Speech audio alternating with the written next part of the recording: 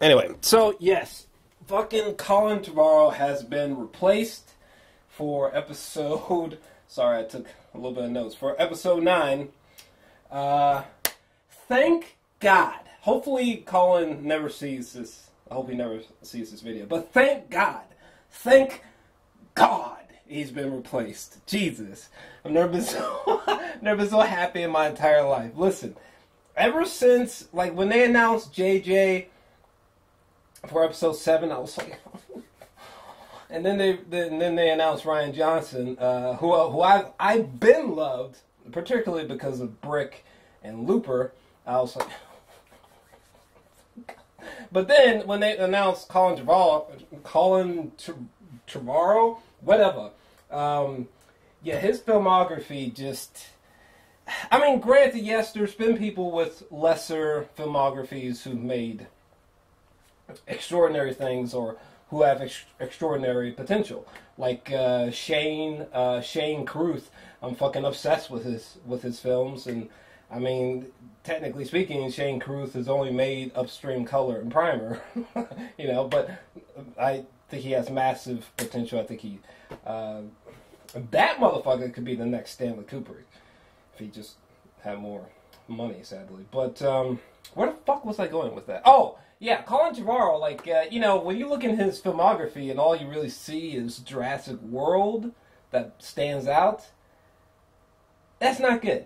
Didn't really care for Jurassic World, and it's just, there's nothing about his filmography, there's nothing about his execution in Jurassic World that said to me that, yeah, this is our guy to follow up The Last Jedi. So personally, I'm glad that he exited the film.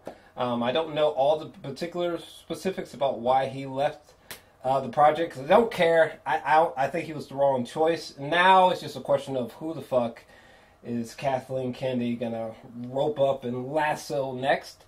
Personally, my top picks, these are my dream picks. Dream pick directors to direct episode 9. I don't know what order I'm gonna go in. Well, I guess I'll start from the bottom and go up. J.J. Abrams. I would not. I can already see some of your guys' toes. Your toes are curling, and you're like, oh no, J.J. Abrams. No, personally, I would not mind J.J. Abrams coming back. I think he's a good director. Solid director. I think that J.J. Abrams is fucking masterful when it comes to his attempts at trying to make like iconic imagery. You know, Chewie, we're home. The sequence with Rey as she's trying to drink from her canteen, and you just behind her, you just get a sense. The scale of one of these Star Destroyers. Like, you just get a sense of just how fucking massive these things are. You know what I mean? The snow battle, lightsaber battle, you know? Like, J.J. Abrams, he has such an eye for, like, just these extraordinarily visually resonating scenes, you know? And he's a genius when it comes to marketing. So, I think J.J. Abrams, I think it would be great to see him back. And then my next pick, all right, now I know a lot of people are going to scream at me, but these are my dream picks, all right? Now, my next pick would be Neil, do I have this up on the screen? Okay, I think I do. Neil Blomkamp. I think, look, I get it. You know, his name causes mixed reactions. I get it. But honestly, I think that Neil Blomkamp, if we could just get this motherfucker to stay away from the dialogue, because I think the dialogue in his films is very weak. It's very weak. But if we could have him stay away from the dialogue and maybe not, yeah, I think that's really it. Honestly, I think that Neil Blomkamp, if he had better dialogue, I think he would. And maybe just stronger script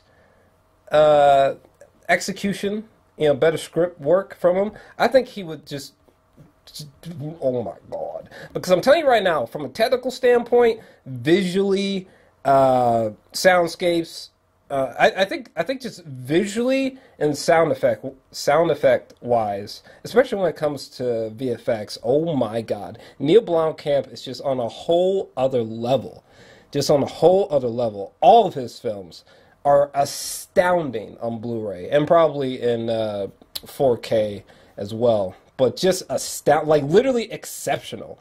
There's these robots right here that are in Elysium that, honest to God, there were points in the film where like you knew they were CGI, but they looked like they were rendered so well that, I mean, they borderline looked photorealistic. I mean, the man is just a god when it comes to visual effects and sound design. So I think that he would just knock Star Wars out of the park, personally. Yeah, I think he would just do an extraordinary job. Oh my God, I would love to see how Neil would handle like weapons in the Star Wars universe. Boy, good God. But who else did I have as another runner-up? So I had J.J. Abrams. I wouldn't mind. Neil Blomkamp would be absolutely fantastic. He just needs a little touch-up, just a little bit. But I think my number one pick to direct Star Wars Episode 9, personally, many of you probably saw this coming, and many of you probably got triggered just now, just from mentioning it. Christopher Nolan. Christopher Nolan, just, whether you like it or not, Christopher Nolan is one of the greatest directors breathing right now. I mean, the man just can seemingly do no wrong. I mean, he's just literally murdering it. I thought Dunkirk was just such a fantastic 10th film to have, and oh my God, if this man's 11th film was Star Wars, boy, my God, he would do such a great job. I think Christopher Nolan would do such a great job. It's in his wheelhouse. You know, he's already like a master of merging CGI and practical effects together, which is a staple that you really need in a great Star Wars film. And just, oh my God, just, I would love to see, we would have to tell him to calm down about time, maybe, because for whatever reason, Christopher Nolan has this thing with time in his stories. We might have to calm that shit down for a Star Wars film. But other than that, I would say go nuts. Have my boy Christopher Nolan direct that shit. Please, come on. He would just do such a great job, I think. I mean,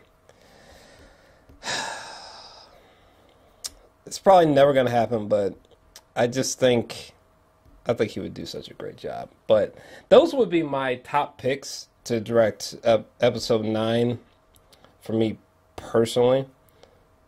How do I shut this off? Oh, okay. But that's who I would pick. I know people have been tossing out their dream ideas, like the Russo brothers, which I've heard that from a few people. That would be interesting. I think they're too wrapped up with the Marvel films, but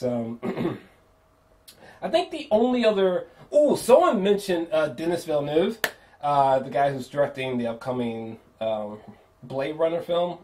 I'm sure Dennis is probably fucking too overloaded from Blade Runner to fathom Star Wars. Not to mention, isn't Dennis attached to Dune, right? In the future?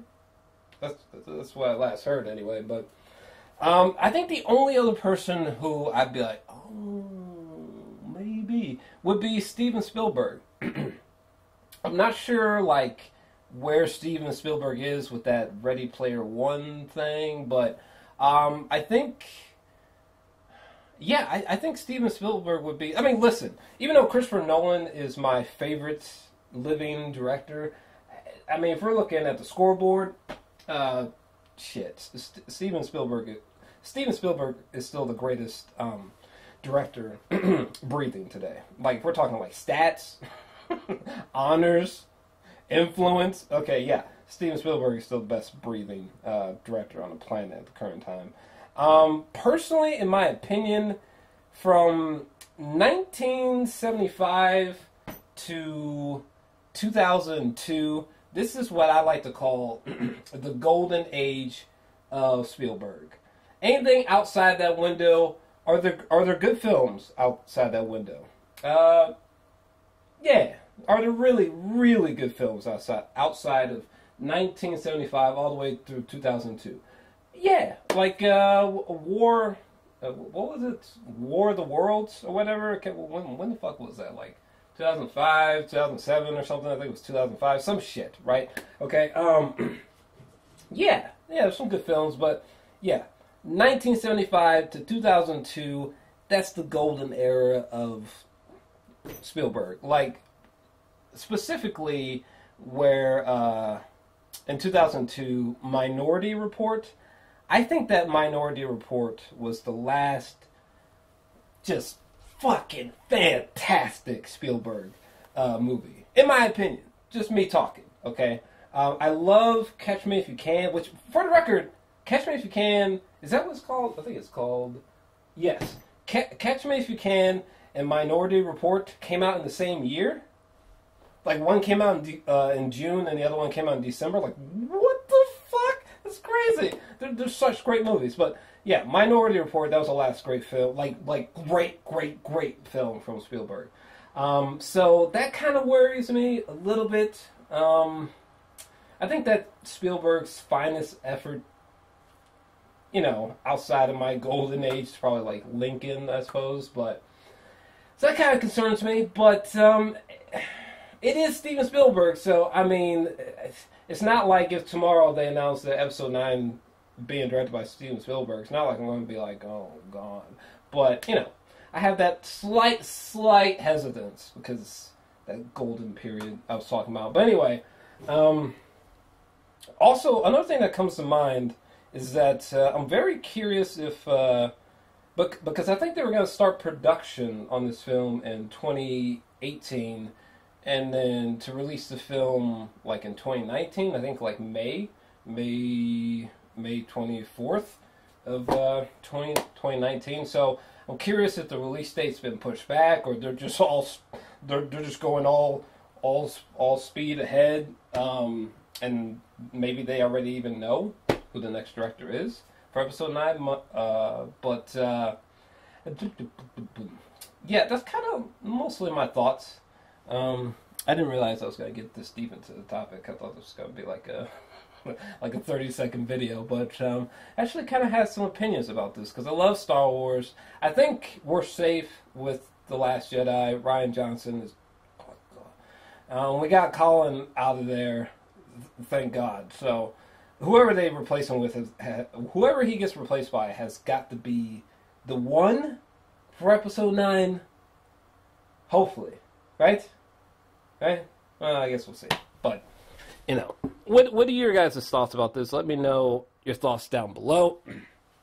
If you enjoyed this video, make sure to smash that like button and subscribe as well. In fact, in the lower right-hand corner of the screen, you should see a little circular button. You can tap that to instantaneously subscribe. And, you know, I'm out. Shit.